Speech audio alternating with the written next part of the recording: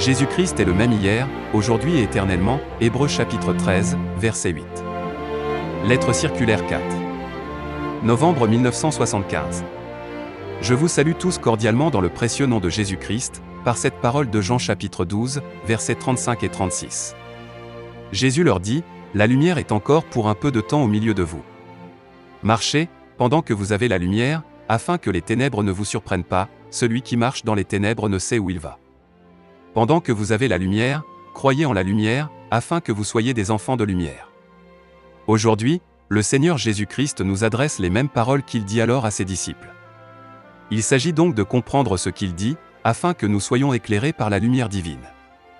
Il ne suffit pas de parler de la lumière selon le point de vue humain, celle-ci doit pénétrer les profondeurs de notre être, afin que nous soyons nous-mêmes éclairés et que tout le conseil de Dieu soit mis en lumière.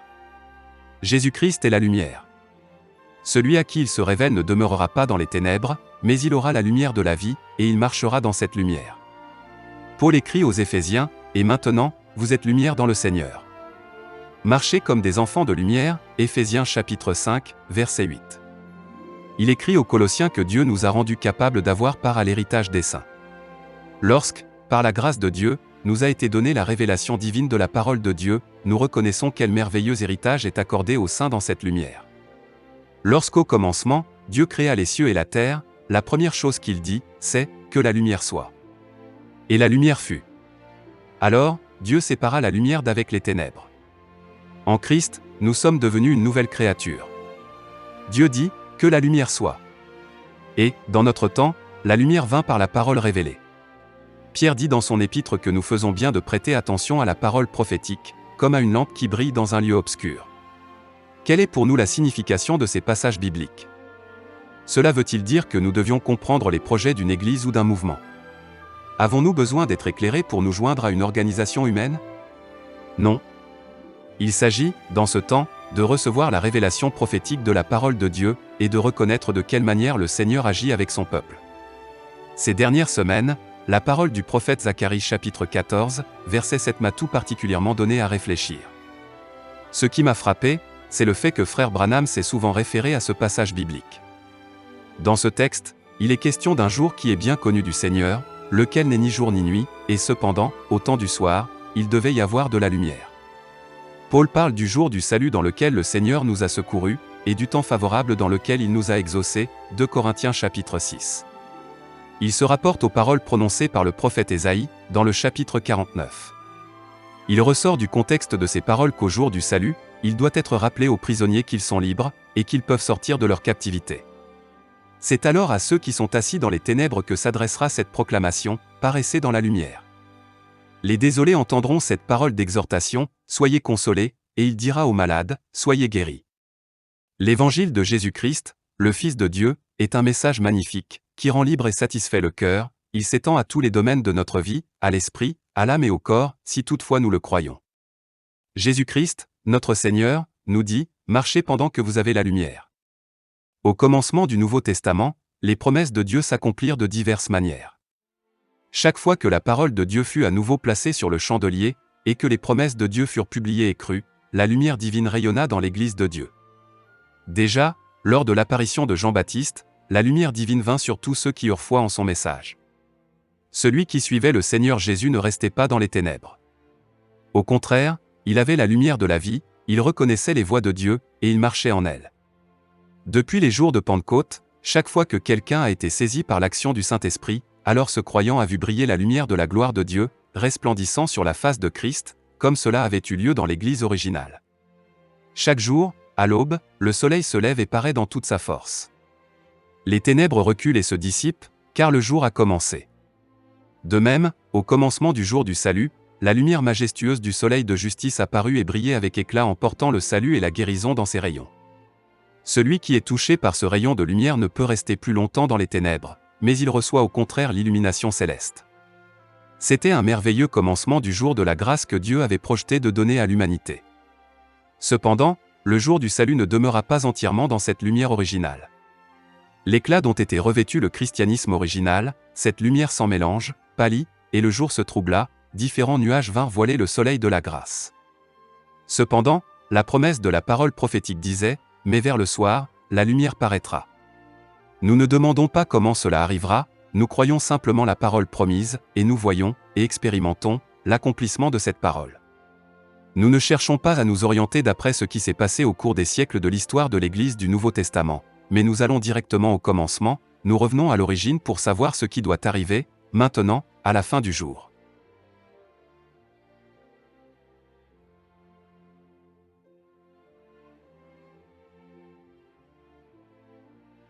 La pleine restauration ne nous ramène pas à 2 ou à 4 siècles en arrière, mais bien au fondement original, et aux bénédictions de Dieu qui reposaient sur le christianisme du début. La fin de l'Église du Nouveau Testament doit être semblable à son commencement. Le même esprit, dans la même puissance, la même gloire que le Seigneur Dieu a fait connaître au commencement doit être manifestée, car Jésus-Christ, notre Seigneur, est le premier et le dernier, il est le commencement et la fin. Nous devons comprendre que l'Église du Nouveau Testament a un commencement prophétique. C'est-à-dire qu'au milieu d'elle, et par elle, des prophéties bibliques se sont accomplies. Celui qui a reçu la parole révélée par Dieu pour ce temps reconnaît qu'à nouveau, des prophéties bibliques se sont accomplies devant nos yeux au sein même de l'Église. La lumière a éclaté pour éclairer les véritables croyants de toutes les nations, afin que le chemin divin soit illuminé. Moïse, en tant que prophète de Dieu, fit cette prière, « Maintenant, si j'ai trouvé grâce à tes yeux, fais-moi connaître tes voies » Exode chapitre 33, verset 13. Ce qui importe dans notre temps, c'est que nous reconnaissions la voie que Dieu poursuit avec son peuple, conformément à sa parole.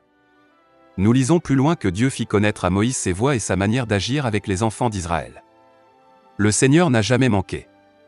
Il a exaucé la prière de ses enfants, et a accordé à son peuple la grâce et la lumière. Cependant, nous lisons que plus tard ils ne reconnurent pas ses voies. Il est possible que des enfants de Dieu prient dans la sincérité de leur cœur et que Dieu les exauce, et malgré tout qu'ils ne le reconnaissent pas, parce qu'ils se font leur propre représentation des voies de Dieu, et ne se soumettent pas à l'action du Saint-Esprit. La prière d'un véritable croyant n'est pas faite dans le but d'imposer sa volonté, mais bien de reconnaître la volonté de Dieu, et d'obtenir que, dans sa grâce, il l'accomplisse. Dans sa grâce, Dieu a maintenant pourvu pour que, précisément dans ces temps où les ténèbres couvrent la terre, et l'obscurité les peuples, Ésaïe chapitre 60, verset 2, la clarté de sa parole révélée illumine le chemin du véritable croyant. Le jour du salut a commencé d'une manière merveilleuse, mais, depuis lors, la clarté n'était pas rayonnante, pas plus que les ténèbres n'étaient pleinement obscures. Les croyants vivaient comme dans un demi-jour. Cependant, nous avons la promesse qu'il y aurait de la lumière au temps du soir. Nous sommes maintenant dans ce temps du soir, et la lumière est déjà venue. Bientôt, viendra la nuit dans laquelle personne ne pourra plus travailler. Cependant, nous sommes maintenant témoins que Dieu se souvient de sa parole, et qu'au temps marqué, il l'a fait connaître.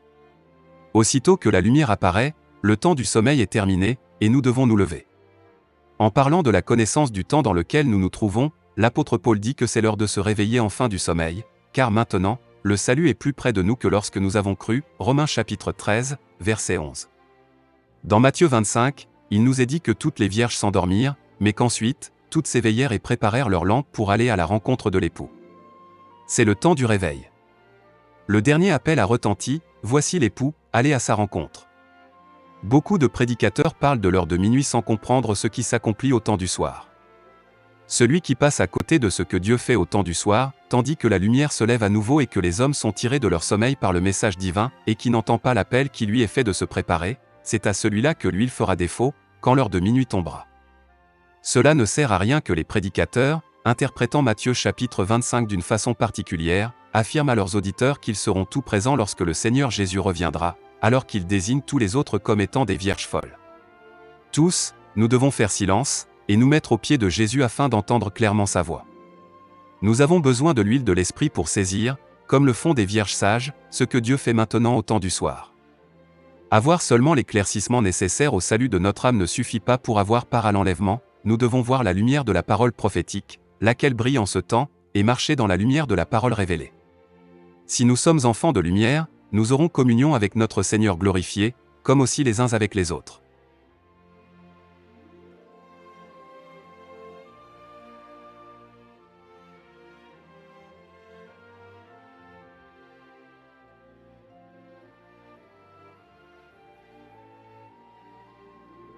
L'action de l'Esprit de Dieu dans l'Église. Nous connaissons tous de quelle manière l'Esprit de Dieu agissait au commencement parmi les croyants. Premièrement, il est indispensable que nous recevions la puissance du Saint-Esprit, que nous soyons baptisés de l'Esprit et de feu, et qu'ainsi, nous recevions une part à tout ce que l'Esprit de Dieu fait maintenant, comme le Seigneur Jésus nous l'a promis. Frère Branham a insisté, dans beaucoup de ses prédications, sur la nécessité de cette expérience que doit faire chaque croyant. Il a souvent dit, si Jésus-Christ est le même aujourd'hui, alors, chaque promesse de la parole de Dieu doit s'accomplir. Il a souvent utilisé cette expression, je peux vous montrer où Dieu a donné le Saint-Esprit, et où des hommes ont reçu les dons. Montrez-moi où Dieu se serait rétracté en cela. Je vous prie de lire avec prière les dernières prédications concernant les 7 lettres aux églises, tout spécialement celle adressée à Laodicée. Il n'existe aucun évangile de Jésus-Christ par lequel une promesse divine soit abolie. Si quelqu'un pense avoir reçu le baptême du Saint-Esprit parce qu'il croit la parole de la vérité, il faut pourtant dire que ce sont 2 choses différentes, qui cependant vont ensemble. Paul écrit aux Éphésiens, chapitre 1, verset 13, « En lui, vous aussi, après avoir entendu la parole de la vérité, l'évangile de votre salut, en lui vous avez cru et vous avez été scellés du Saint-Esprit qui avait été promis. » Les disciples avaient marché avec le Seigneur Jésus, sitôt après sa résurrection, il avait soufflé sur eux, en disant, « Recevez le Saint-Esprit » Jean chapitre 20, verset 22. Conformément à Jean chapitre 17, verset 17, ils avaient été sanctifiés par la parole de vérité. Il dit aussi, au verset 16 et 19, « Ils ne sont pas du monde, comme moi je ne suis pas du monde. Et je me sanctifie moi-même pour eux, afin qu'eux aussi soient sanctifiés par la vérité. » Et cependant, nous lisons dans le premier chapitre des Actes des Apôtres que le Seigneur leur commande de ne pas s'éloigner de Jérusalem jusqu'à ce qu'il ait reçu la puissance du Saint-Esprit, pour être ses témoins, à Jérusalem, dans toute la Judée, dans la Samarie, et jusqu'aux extrémités de la terre. C'est le plein évangile de Jésus-Christ, qui est éternellement valable, et qui doit être prêché à tous les peuples, langues et nations jusqu'au temps de la fin, comme un témoignage, et pour le salut des croyants. Frère Branham disait, dans leur grenier, les croyants ne commencèrent pas à dire, après quelques jours, « Oh, je crois que nous l'avons déjà reçu. » Non, ils attendirent jusqu'à ce qu'ils l'expérimentèrent. C'est de mon devoir, devant la face du Dieu Tout-Puissant, de vous dire la pure vérité. Si quelqu'un pense pouvoir réfuter la Bible avec les prédications de frère Branham, je lui dirai franchement qu'il a mal compris le prophète envoyé de Dieu. La parole de frère Branham, disant que celui qui a véritablement reçu le Saint-Esprit croit la parole révélée par Dieu pour ce temps, mais bien connue. Mais plus loin, il dit aussi, il y a 2 groupes qui sont issus de chaque message. L'un le croit seulement avec son intelligence, et l'autre en a la révélation par le Saint-Esprit. Je désire accomplir consciencieusement mon ministère, et c'est pour cela que je veux publier tout le conseil de Dieu, afin que tous aient la possibilité de rechercher la face de Dieu dans la prière. Ils pourront alors recevoir la parole de vérité, et expérimenter le baptême de l'Esprit pour être sanctifiés et revêtus de la puissance du Saint-Esprit, afin de pouvoir attendre la venue de Jésus-Christ qui est le même hier, aujourd'hui et éternellement. Celui qui veut savoir de quelle manière le Saint-Esprit opère efficacement après la restauration de l'Église n'a besoin que de lire les Actes des Apôtres. Tout au long de ce livre, nous y rencontrons l'action efficace du Saint-Esprit. Il en est de même aujourd'hui. C'est là la restitution de ce que possédait l'Église au commencement, et qu'entre-temps elle avait perdu. Je sens que je suis conduit à ne plus garder le silence sur ce que Dieu accomplit, dans sa grâce. Et, dans les émissions de radio à venir, ainsi que dans les lettres circulaires futures, nous les relaterons, Dieu voulant, et comme il nous conduira de le faire. Il ne s'agit pas de mettre en avant l'assemblée de Krefeld ici, mais seulement de rendre témoignage que l'Esprit de Dieu agit à nouveau, comme autrefois dans les jours des apôtres. Car ce qui est rapporté dans les Actes des Apôtres, ce qui s'est accompli en différents endroits, l'a été seulement pour témoigner de l'action du Saint-Esprit dans ces lieux.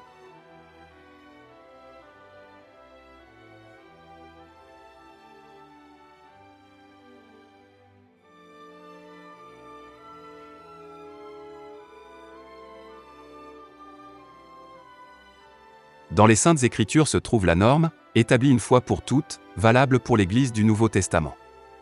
Dieu n'a pas seulement établi les 5 ministères dans l'Église, mais en plus de cela, par la révélation de l'Esprit, il en a confirmé quelques-uns dans l'Église. Mercredi 24 septembre 1975, nous avons expérimenté dans un culte ce qui se passa alors dans l'Assemblée d'Antioche. Environ 300 personnes prenaient part à ce culte et, d'un commun accord, elles témoignèrent n'avoir encore jamais expérimenté pareille chose auparavant. Après que j'eusse parlé sur l'action de Dieu, et que je me sois référé à quelques prophéties que le Seigneur donna parmi nous, nous nous mîmes en prière. L'on ne peut pas décrire ici en détail ce qui arriva pendant ce moment de prière. La présence de Dieu remplit la salle. Après que quelques-uns eurent remercié le Seigneur dans leur prière, un frère, que le Seigneur avait destiné au ministère de la parole, pria. Il était juste parvenu à la fin de sa prière, lorsqu'une prophétie fut apportée, dans laquelle il était dit, « Voici, ainsi dit le Seigneur.